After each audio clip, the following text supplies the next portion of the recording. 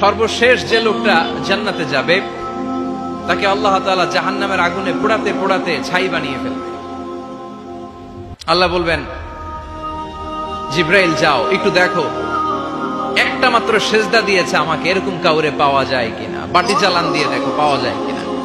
খুঁজে খুঁজে কাউরে পাবে না। আল্লাহ বললেন আবার দেখো, খুঁজে খুঁজে একজনকে পাবে, সামান্য ইমানের ছিটে ফোঁটা তার অন্তরে ছিল। আল্লাহ বলবেন, যেহেতু ছিটে ফোঁটা আছে, অনেক মাইর খাইছে, ওকে বের করে জাহান্নাম থেকে বের করে একটা নির্ধারিত দূরত্বে রেখে দাও। রেখে দেয়া হবে, কিন্তু জাহান্নামের আগুনের লেলিহান শিখাতে তার গা ঝলসে যাবে। সে আল্লাহর ডেকে বলবে, মাবুদ তোমার কাছে আমি কিছু চাই না, জাহান্নাম থেকে তুমি আমাকে বের করেছো, জীবন নদীর পানি তুমি আমার গায়ের মধ্যে ঢেলে দিয়েছো, আমি আবার সজীবতা ফিরে পেয়েছি। আমি তোমার কাছে জান্নাত চাই না, শুধু নিরাপদ একটা দূরত্বে আমাকে রেখে আসো, যাতে জাহান্নামের আগুন আমারে কষ্ট দিতে না পারে। আল্লাহ, আমি কিন্তু তোমার কাছে জান্নাত চাই না। কি চাই না? জান্নাত চাই না, কিন্তু জাহান্নামের আগুন আমারে কষ্ট দিচ্ছে, এতটা দূরত্বে রাখো যাতে জাহান্নামের আগুন আমার গায়ে না লাগে। আল্লাহ বললেন, ওকে রাখবো, কিন্তু আমার সাথে একটা কন্ট্রাক্টে যেতে হবে, যে এটা তোমাকে দিলে তুমি আর নতুন করে কিছু চাবা না। সে বলবে আমি রাজি, কন্ট্রাক্ট হয়ে যাবে।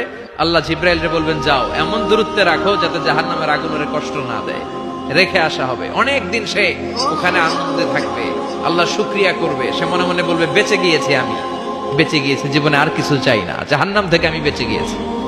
অনেকদিন থাকার পরে মনে মনে ভাববে, বাইসা তো গেছি, কিন্তু নতুন করে একটু ট্রাই করে দেখি, জাহান্নামের সৌন্দর্যের দৃশ্য একটু চোখ দিয়ে অবলোকন করা যায় কিনা। সে আল্লাহরে ডেকে বলবে, আল্লাহ ইনদি সুআল, আমার একটা ফরিয়াদ আছে। কি ফরিয়াদ? আল্লাহ আগেই বলে রাখি, আমি কিন্তু জান্নাতে যেতে চাই না। আল্লাহ বলবেন, কি চাও? সে বলবে, আল্লাহ তোমার জান্নাতটা তুমি কত সুন্দর করে বানিয়েছো, আমি একটা নজর শুধু দেখতে চাই। জান্নাতের দরজার সামনে নিয়ে যদি আমারে বসিয়ে রাখো, দ্যাটস ইনাফ, আর কিছু চাই না, শুধু জান্নাতের দরজার সামনে। আল্লাহ বললেন, তুই না ওয়াদা করেছিস, তুই না চুক্তি করেছিস। সে বলবে, আল্লাহ আমারে হতভাগা বানাইয়া তোমার কি লাভ? সুবহানাল্লাহ পড়েন। আমারে তুমি হতভাগা বানিও না। আল্লাহ বলে, ঠিক আছে, আবার সিগনেচার কর যে জান্নাতের দরজার সামনে বসিয়ে দিলে আর কিছু চাবি না।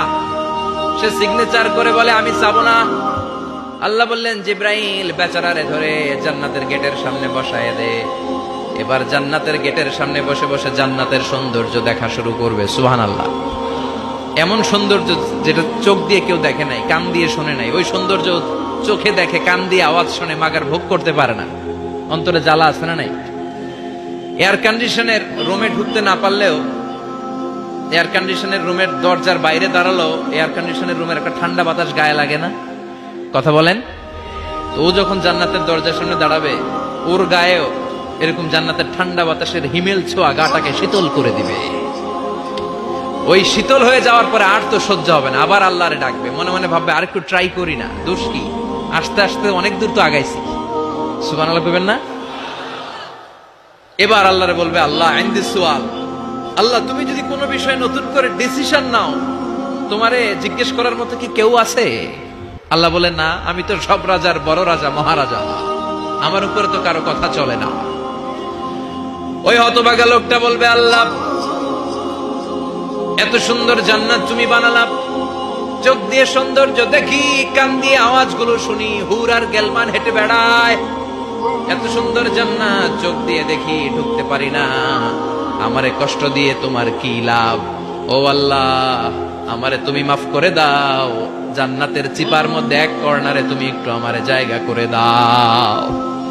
আল্লাহ বলবেন, ওয়াই হাক ইবনা আদম, তোর ধ্বংস হোক হে আদম জাত, মা আগদারাকা, তোর যে বড় গাদ্দার আমি আমার সৃষ্টিকুলে কাউরে দেখি না, কারণ তুই আমার সাথে চুক্তি করিস আর চুক্তি ভঙ্গ করিস।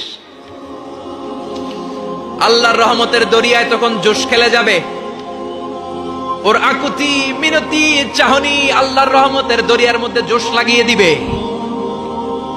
আল্লাহর দয়া হয়ে যাবে, মায়া হয়ে যাবে। আল্লাহ বলবেন, ঠিক আছে, জান্নাতে যা।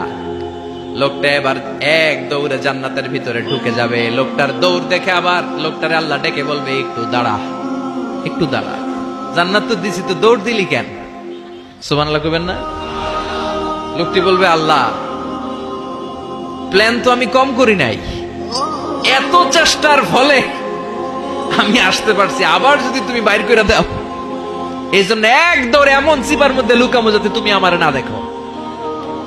আবার আল্লাহর রহমতের দরিয়ায় জোশ খেলে যাবে, আল্লাহ কাছে ডাকবে, কাছে আয়, ও গোলাম তোর কি মনে চায় আমারে বল, আজকে তুই চাইতে থাক, আমি দিতে দিতে তোর মনের সব আশা পূরণ করে দেব। লোকটা খুশি হয়ে বলবে, আল্লাহ আমারে এটা দাও, বাড়ি দাও, গাড়ি দাও, নারী দাও, এটা দাও, ওটা দাও, একের পর এক চাইতে থাকবে, আল্লাহ সব তারে দিতে থাকবে। চাইতে চাইতে লোকটার সব চাওয়া যখন শেষ, সে বলবে, আল্লাহ আর আমার চাওয়ার কিছু নাই। আল্লাহ বলেন, নো, এত তাড়াতাড়ি যে তুমি খেলা শেষ করতে পারবা না মনু, আমার সাথে তোমার এই খেলা আরো লম্বা সময় চলতে হবে, তোমার অনেক কিছু চাইতে হবে। তুই আজকে চাইতে চাইতে তোর সব চাও আমার কাছে বলবি, আর আমি দিতে দিতে তোর জীবন ধন্য করে দেব। সে আবার চাইতে শুরু করবে, আল্লাহ এটা দাও, ওটা দাও, ওটা দাও, আল্লাহ দিতে দিতে সব দিবে। এরপরে বলবে, আল্লাহ মাফও চাই, দোয়াও চাই, আর চাওয়ার কিছু নাই। আল্লাহ বলবেন, তাই ঠিক আছে, তোরে আমি জান্নাতে ঢুকাই দিলাম, তবে মনে রাখিস তোর জান্নাতটা হবে সবচেয়ে ছোট জান্নাত, আর তোর জান্নাতটা হবে এই পৃথিবীর 10 গুণ। চিল্লা এখন সুবহানাল্লাহ। বুখারীর বর্ণনা, আখিরু মান দাখালাল জান্নাহ, যে লোকটা সর্বশেষ অনেক মাইর খাইয়া রিমান্ডে থাকার পরে জান্নাতে ঢুকবে, তার জান্নাতটা যদি পৃথিবীর 10 গুণ হয়, তাহলে আমাদের সবাইরে ফেরদাউসে ঢুকাতে আল্লাহর কোনো সমস্যা আছে? চিল্লায় বলেন, সমস্যা আছে? এজন্য আমরা আল্লাহর কাছে কোন জান্নাত চাই? কথা বলেন।